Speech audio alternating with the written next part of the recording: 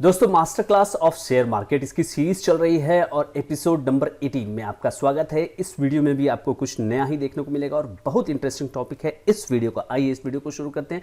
Friends, channel पर नए हैं तो सब्सक्राइब जरूर करें। दोस्तों, आपके दिमाग में यही होता है कि हम कोई भी पैसा अपना लगाएं तो उसमें स्टॉक का सिलेक्शन हमें कैसे करना चाहिए ताकि वो स्टॉक आगे जाके हमें अच्छा खासा रिटर्न और साथ ही साथ रेगुलर इनकम भी देता रहे। तो आइए इस वीडियो में जाने कि हमें किस तरह से स्टॉक का सिलेक्शन करना चाहिए। मुझे लगता है कि इस वीडियो को देखने के बाद आपको ये जरूर पता लग जाएगा कि आप किस कंपनी में हैं और किस में आपको होना चाहिए और किस में नहीं होना चाहिए। फ्रेंड्स, वीडियो को लाइक करिए, कमेंट करिए और शेयर जरूर करिए। चलिए इस वीडियो को शुरू करते हैं। सबसे पहला जो क्राइटेरिया होता है ना फ्रेंड्स, वो होता है स्टॉक को फेयर वैल्यू पर खरीदना। अब फेयर वैल्यू क्या होता है, उसके लिए एक आपके पास इंडिकेटर होता है और वो इंडिकेटर होता है प्राइस टू अर्निंग रेशियो का। आप इसको हमेशा देखिए। प्राइस टू अर्निंग रेशियो का मतलब ये हो गया कि आप 1 रुपए पर कितना जो है आप मार्केट प्राइस दे रहे हैं। फॉर एग्जांपल, अगर किसी का प्राइस टू अर्निंग रेशियो 20 है तो अगर आप उसको दे रहे हैं 20 का पीई, इसका मतलब है कि 1 रुपए की अर्निंग पे उसको आप 20 रुपया शेयर प्राइस आप उसका दे रहे हैं। अब सवाल ये उठता है कि ये जो पीई है ये कितना होना चाहिए। तो आइडियली ऐसा कहा जाता है कि अगर कोई स्टॉक है 15 से 20 के पीई के बीच में अवेलेबल है तो ये अच्छा माना जाता है। लेकिन फ्रेंड्स, इसके अंदर एक फ्लॉ भी होता है।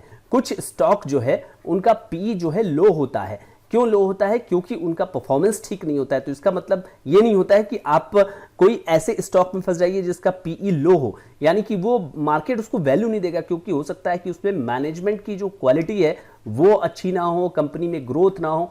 तो सभी कुछ ध्यान में रखना पड़ता है। हाँ, आपको ये जरूर ध्यान में रखना पड़ेगा कि सब कुछ साथ होते सोते आपका जो फेयर वैल्यू है वो भी हो। तो जैसे मान लीजिए कि एक बैंक है, मान लीजिए कि आईडीएफसी बैंक है। आईडीएफसी बैंक आपको कभी 30 के वैल्यू पर मिल रहा है, कभी 20 के वैल्यू पर मिल रहा है, तो आप किस पर लेना चाहते हैं? पी रेशियो की मैं बात कर रहा हूं तो 30 के वैल्यू पर मिल रहा है तो आप वेट करेंगे कि थोड़ा सा नीचे आ जाए शेयर प्राइस, तो आप उसके आसपास ले लें। या अगर शेयर प्राइस अगर नहीं नीचे आता है तो आप उसके अर्निंग के कैचअप होने का इंतजार करते हैं ताकि उसका पी लो हो जाए। तो इस तरह से फेयर वैल्यू पर, अच्छे फेयर वैल्यू पर आपको स्टॉक को लेना चाहिए। अब अच्छा फेयर वैल्यू कब होगा कब नहीं होगा, आपको टाइम का भी थोड़ा सा इंतज़ार करना ही चाहिए। मुझे लगता है कि जब मार्केट में कुछ करेक्शन हो, मार्केट में कुछ प्रॉब्लम हो और स्टॉक आपका सही हो, स्टॉक में कोई प्रॉब्लम ना हो, तो आप वहाँ पे एंटर करेंगे तो आपको थोड़ा बहुत फेयर वैल्यू वहाँ पर मिलता हुआ नजर आएगा। दूसरी चीज़, जब भी आप स्टॉक को सोचें तो आप जो है 2-3 महीने 2-3 साल के बारे में ना सोचें, 15 से 20 साल के बारे में सोचें। आप अपने से एक क्वेश्चन पूछिए कि क्या जिस स्टॉक में मैं एंटर कर रहा हूं उसका जो बिजनेस है वो आज से 10 से 15 साल 20 साल बाद रहेगा या नहीं रहेगा। फेयर वैल्यू पे आपने स्टॉक को लेने की सोची है, लेकिन आप ले क्या रहे हैं स्टॉक? जैसा कि मैं अपने वीडियोस में कहता आ रहा हूं कि आप स्टॉक नहीं लेते, आप क्या लेते हैं? आप बिजनेस लेते हैं। तो क्या वो बिजनेस जो है वो अगले 15 से 20 साल सर्वाइव कर सकता है फ्रेंड्स? तो अगर सर्वाइव कर सकता है तो बिल्कुल आपको वहां पे ध्यान रखना चाहिए।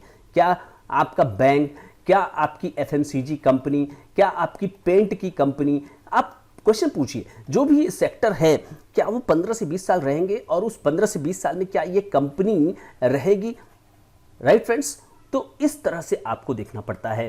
Take business with pricing power, ये सबसे इंपॉर्टेंट चीज होती है फ्रेंड्स। जैसे मान लीजिए कि कोई एक कंपनी है 100 रुपए का कोई चीज बेच रही है और उसका इनपुट कॉस्ट बढ़ गया। इनपुट कॉस्ट मतलब कि उसकी लागत बढ़ गई। अब वो क्या करना चाह रही है? अब वो 5 रुपया जो है बढ़ाना चाह रही है, यानी कि अब वो जो चीज बेच रही थी अब वो 105 रुपए में बेचना चाह रही है। तो क्या वो ये चीज आसानी से कर सकती है? इजीली वो कर सकती है? अगर इजीली उसे वो कर सकती है तो ये कंपनी आपके लिए अच्छी है।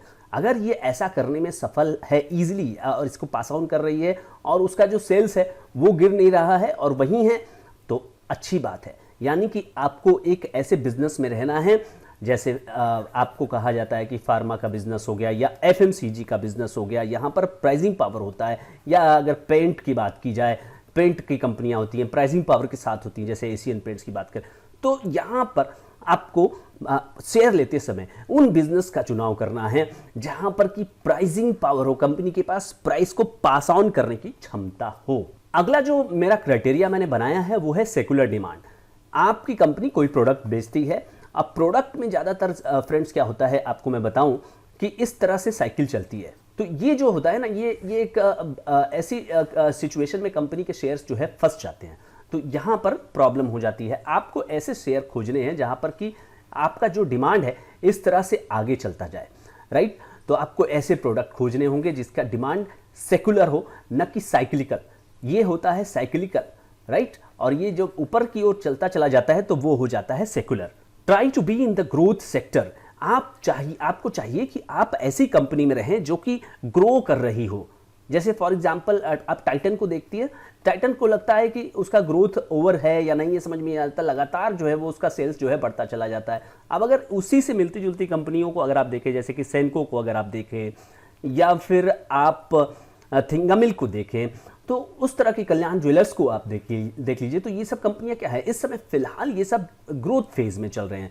भले से टाइटन थोड़ा सुस्ता रहा हो, तो आप ग्रोथ सेक्टर में देखिए, कंपनी का भी देखिए कि वो भी ग्रो कर रही है कि नहीं। ग्रोथ सेक्टर के साथ साथ कंपनी का भी ग्रो करना काफी इंपॉर्टेंट है। तो ग्रोथ सेक्टर प्लस कंपनी का ग्रोथ दोनों अगर मिल जाए तो सोने पर सुहागा की स्थिति हो जाती है। Don't stuck in popular stock. ये काफी इंपॉर्टेंट चीज हो जाती है फ्रेंड्स। अगर आपके ऑफिस में, राइट, अगर आप जॉब करते हो या आपके शॉप में अगर आप शॉप ओनर हो, वहाँ पर आसपास के लोग अगर कोई स्टॉक के बारे में बात करने लगे तो आप समझ जाइए कि वो स्टॉक एक पॉपुलर स्टॉक हो चुका है। आपको उन तरह के स्टॉक से बिल्कुल दूर रहना है, ठीक है।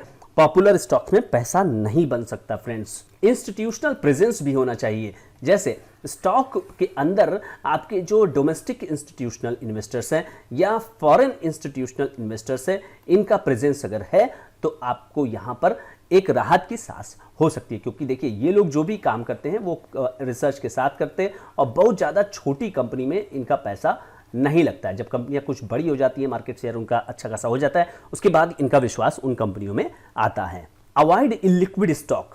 पॉपुलर स्टॉक तो बहुत ज़्यादा पॉपुलर होते हैं अब, लेकिन बहुत ऐसी कंपनियां भी होती हैं जो कि जिनमें ट्रेड नहीं होता, राइट, और उनके अंदर सर्किट भी लगते हैं। कभी जो है अपर सर्किट लगता है, कभी डाउनवर्ड सर्किट लगता है। तो इस तरह की कंपनियों में आपको जाने की ज़रूरत नहीं है।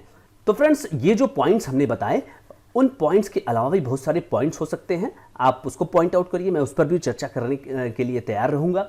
और ये जो पॉइंट्स हैं मेरी तरफ से, ये पॉइंट्स भी आप जरूर ध्यान रखिएगा। फ्रेंड्स, आई होप कि ये वीडियो आपको अच्छा लगा होगा। अभी तक अगर आप वीडियो पर बने हुए हैं तो thank you so much for watching this video. Video में अगर आप नए हैं, चैनल पर नए हैं, तो सब्सक्राइब जरूर करें, वीडियो को लाइक भी करिए और शेयर करना भूलिए, ताकि लोग इस तरह के कंटेंट को जाने और ताकि वो जाने कि स्टॉक का सिलेक्शन कैसे किया जाता है। Thank you so much friends.